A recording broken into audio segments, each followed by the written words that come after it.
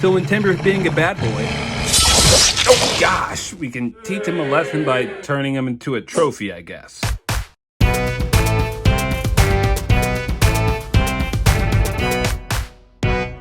Hello guys, it's Alan the Collector back with another video review, and we're taking a look at the NECA San Diego Comic-Con 2024 exclusive Ultimate Camo Reveal Predator from the movie Prey. So the packaging we have is actually kind of unique. It's completely transparent, but we get this hexagon pattern mimicking the way the Feral Predator's cloaking technology would generate. In the negative space below that, we get the logo for the film as well as the name of this particular figure. That cloaking motif is carried on throughout the entirety of this packaging, but similar to the Bear Blood release, it's all just a slipcover, so it can be removed to give us a better look at this semi-cloaked Feral Predator on the inside, as well as all of the accessories that it comes with. Moving on to the back of the packaging, we get just a few product shots of the different ways you can pose this alien hunter. The side, just more line art of the film's logo, and then as usual, on the bottom of the packaging, we get just a few credits for the unsung heroes of the NECA team. Like the Feral Predator, they may not always be seen, but we know they're out there. But while this packaging is unique, it's time to see if this SDCC exclusive hunter on the inside lives up to the ultimate title, or if NECA missed the mark on their third attempt. The answer may shock you. And now that we have the Camo Reveal Feral Predator out of packaging, I have to say, while this is a unique figure in its own right that actually enhances the previous version, in my opinion, there are a few odd choices they made that keep it from truly being ultimate. But before we get into all of that, let's take a look at what he comes with. We have a pair of translucent mandibles, a bloody wolf skull, 8 additional hands, a semi-translucent med pack, 2 cut clamps, a pair of wrist blades, a wrist gauntlet, a severed wolf head with spines, 2 net bombs, a medical device, a bear trap, a hatchet, and a flintlock pistol. If you have the previous 2 releases, then you know what to expect sculpt-wise. The big difference is going to be the paint job. NECA has given us this really unique pattern that mimics the way the Feral Predator looked when he was decloaking or when his cloaking technology was disrupted. As you can see, his head is molded completely out of translucent plastic, including his dreads, but his bone biomask is where we're going to start seeing that decloaking pattern. And as we get to the edges, it fades into red, with the white hexagonal pattern applied on top of that. We see that same pattern applied to his chest. We can see how that bleeds into the underside of his arm, and then when we go to the back side of the figure, that cloaking pattern continues with the center of his spine being mostly translucent. We get a pretty decent transition when we get to the fully painted forearms. We get all that silver and copper metal detail as well as the bone adornments on top, just like the first release, and we can find similar details on the other gauntlet as well, with some fully painted hands to boot. We get a tiny bit of that transition on the loincloth, as well as his upper left thigh. When we get to the lower leg, we see that light brown skin tone modeled with this black paint. I like the sculpt of these straps on his lower legs, and then we get some light brown paint for his feet with some sprays of red and some glossy black nails. Now before we dive deeper into this figure, let's get my gripes out of the way. He may come with a lot, but he's also missing some essentials, and I can prove it by bringing in an old friend. Now the first thing you'll notice a Camo Reveal Predator didn't include is the shield. Oh, shield? None, Captain. Yeah, not even a collapsed version. Now in the movie, the shield could fully collapse into the gauntlet, so it not being included here isn't the worst thing in the world. And I guess the same thing can go for the spear as well. NECA didn't include it, but I think that's because this figure's look and accessories are mostly inspired by the Feral Predator's battle with the fur trappers in the burned forest. See what I mean? The Feral spear gets stuck in a tree and he doesn't get it back until it's used against him later in the film. So I guess NECA gets a pass for skipping it here too. But I'm not letting them off the hook when it comes to the bolt gun. For the second time in a row, NECA didn't include the bolt gun accessory with the Feral Predator figure. Why? I can't begin to understand why NECA continues to leave this accessory out, because if we take a look at the Bear Blood Predator, that figure came with the fully extended spear, and I don't remember him using that against the grizzly bear. So all of it. Alright, let's give these 2 previous figures a break, and let's continue on with the accessories of this newest figure. The worst one by far has to be the flintlock pistol, and despite what the product image suggests, he never used this in the film. It's true. However, I do know another weapon they should have included. Even still, it has a pretty decent movie-accurate sculpt, and is different than the other flintlock pistols that we've received in the Predator line so far, as you can see here. We get a very rich silver, brown, and gold paint for the main body of the pistol, and even though it does look kind of stupid, he does hold it pretty well. Yeah, that just doesn't look right, but it will look better in the hands of other Akin figures. Nice. Let's take a look at his mandibles. We get a slightly roaring one and one with his mouth wide open. The slightly open mouth is typically my favorite look, but unfortunately you really can't tell a difference from the previous mandibles because it's made out of translucent plastic and those details are lost against the rest of the figure. This roaring expression is a little bit better, but it blends in with the rest of the figure's body. However, we do have a solution if you have the previous release. These additional sets of mandibles share the same exact sculpt. They'll fit in no problem with this newer figure.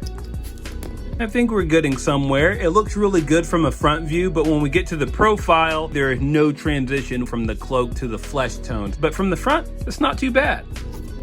But this roaring expression is really where it's at. You're gonna run into the same problem when you're looking at him from the side, but from the front, this really gives off the vibe of the first time the Feral Predator reveals himself to the Comanche warriors. But if we swap his original mouth back on, and we take his mask off, you can clearly see that the Feral Predator's One ugly But unfortunately, we can't appreciate the details of his ugly mug because of that clear plastic. It's gonna look best when we keep that bone mask on at all times. Just like the previous release, we get these two wrist blades, and the detail looks just as good this time around.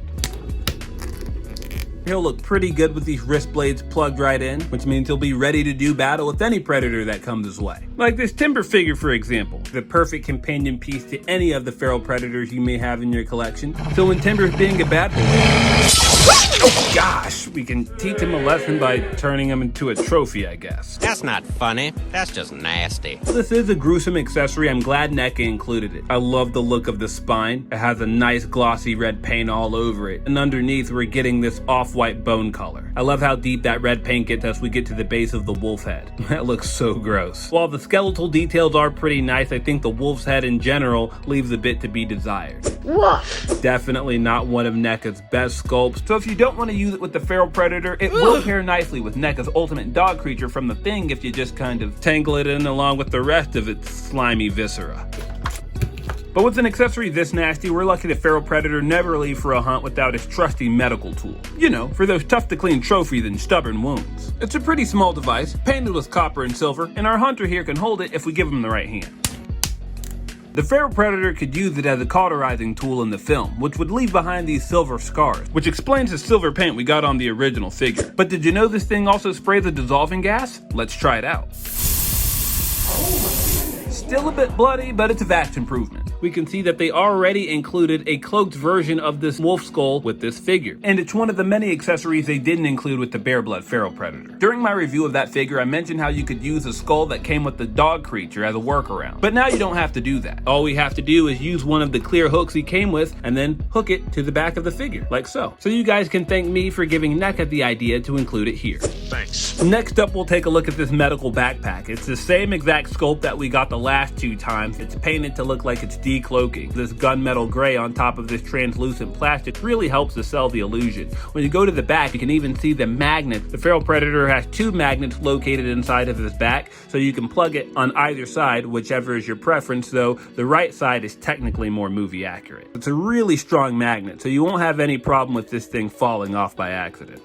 Whoops. Liar. And forget you saw that. Next up, we'll take a look at the cut clamps. The feral predator comes with two of them. Think of them kind of like a weaponized version of a slap bracelet. It's painted in bright silver. I like how you have these individual blades going along the length of the weapon, and it comes to a hook on one end while the other end is forked. Now when stored, these weapons were coiled up. I wouldn't mind only getting one of these if it meant NECA gave us a coiled version as well, as you can see on the back of the original feral predator right here. This is a pretty thin weapon, but fortunately NECA did give us a right hand with a slightly tighter grip that should be able to hold him pretty well.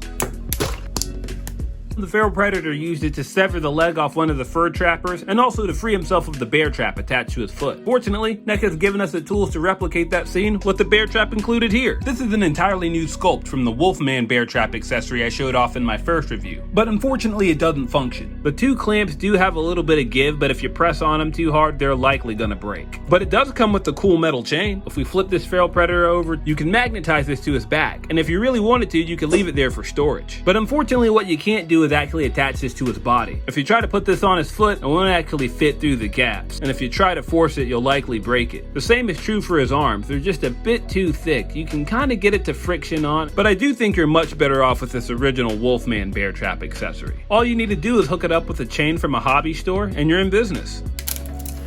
Next up, we'll take a look at the net ball accessory. It's a ball that contains a razor net, and any enemy or object that gets tangled up in it will get diced into cubes when it closes back up. I love these little circles that it has up top. These would light up red in the film when activated. When we get to the middle of the net ball, we get a closer look at the coiled up net inside. And oddly enough, NECA gave us two of these guys. They only came with one in the film, but perhaps you can give the other one to the original Ultimate Feral Predator if you want. You should be able to hold it pretty well, or you can put it in an open palm hand like this, like he's about to chuck it at an unsuspecting enemy. In the film, he would store this weapon behind his back, but there's no place to do it here. The original figure did come with a way to store it, but as you can see, this net ball isn't removable. Next, we'll take a look at the hatchet. It's a pretty basic accessory. We have this beige paint with this brown dry brushing for the wooden handle. And then as for the blade, it really looks like hammered metal or stone. The Feral Predator will be able to hold it once we get a tighter gripping hand in. I really like how wild this Feral Predator looks with this hatchet in hand, and if you really want to sell this scene from the film, I highly suggest that you guys pick up this Pirates of the Caribbean Jack Sparrow figure by Diamond Select Toys. He really does look like he's dressed like one of the fur trappers from the film. Not to mention, you can even take this hatchet out and put it in his hand. So if you want to make these two figures throw down, you have that option. We're going to take a look at perhaps my favorite accessory in this set with this Predator gauntlet. NECA included those proximity mines on the underside of this gauntlet. While they don't remove, they do have a little bit of paint on them. Some silver black and then red for the light in the middle. But the interesting thing here is that even though it may not be intended to, you can attach this accessory to the figure, and I'll show you how. Grab his gauntlet and with a little bit of might, don't worry, it's just a flesh wound. With a little bit of effort, you can just friction this on, and you can do the same with any of the available hands you have. And you can actually pretend the Feral Predator putting in some of his inputs to activate the detonation device. Pretty neat, huh? But one unexpected feature is that if you have 6 to 7 inch action figures with bare arms, then this gauntlet may actually be compatible with it. So if, for instance, you had a Tonto figure from NECA's Lone Ranger line, which I highly suggest you get to pair up with this figure, you can actually take his arm, pop his hand off, and then just slip this gauntlet right on. How about that? Tonto pulls this look off pretty well. But wait a minute, did I ever deactivate the detonation? Feral Predator doesn't have time to bleed, but we do have time for a size comparison. He stands just over 8 inches tall, so he's going to tower over most 6 to 7 inch action figures, including big guys like the monsters from the Hasbro Power Rangers Lightning Collection. He's going to dwarf your average Marvel Legends figures, and the same is going to be true for McFarlane's 7 inch Justice League movie line. Of course, he's going to be a few heads taller than the Hasbro G.I. Joe Classified line, and here's how he stacks up with NECA's Comic-Con exclusive Samurai Turtles from the 3rd TMNT film. Here's how he looks next to the other two Feral Predator releases, as well as NECA's Lone Ranger Tonto figure and Diamond Select's Jack Sparrow. And he's going to pair nicely with the other main movie Predator from NECA, like the Jungle Hunter, City Hunter, Scar, and Fugitive Predators. And finally, here's how he looks under black light. And I'm digging the reaction. Good luck hiding in those trees now. I see. So as for my final thoughts, the Camo Reveal Feral Predator is a pretty good release. It's the first Predator SDCC exclusive we've received in about 4 years, and it mostly delivers. That cloaking paint effect is pretty impressive in hand, and he comes with a few really cool accessories and weapons you can't get with the other releases. My main gripe is that he's still missing a few essentials like the bolt gun, shield, and spear. And while NECA may have their reasons for not including them, it's called an Ultimate figure for a reason. It should be the definitive version on its own without the need of other figures. So for that reason, while I do recommend you track this guy down, I think you'll be just fine sticking with the original release. I was surprised to find he only cost $40 when he went up for pre-order, but he's nearly doubled in price on the aftermarket. But if you do manage to add this hunter to your growing Predator clan, you'll find that he'll supplement the previous figures quite well if you have them. But that'll do it for this review. Let me know what you think in the comment section below. Don't forget to like, subscribe, and share my video if you found it entertaining. Your support means more than you know. Be sure to stick around for a gallery at the end. Thanks again for watching, and as always, collect responsibly.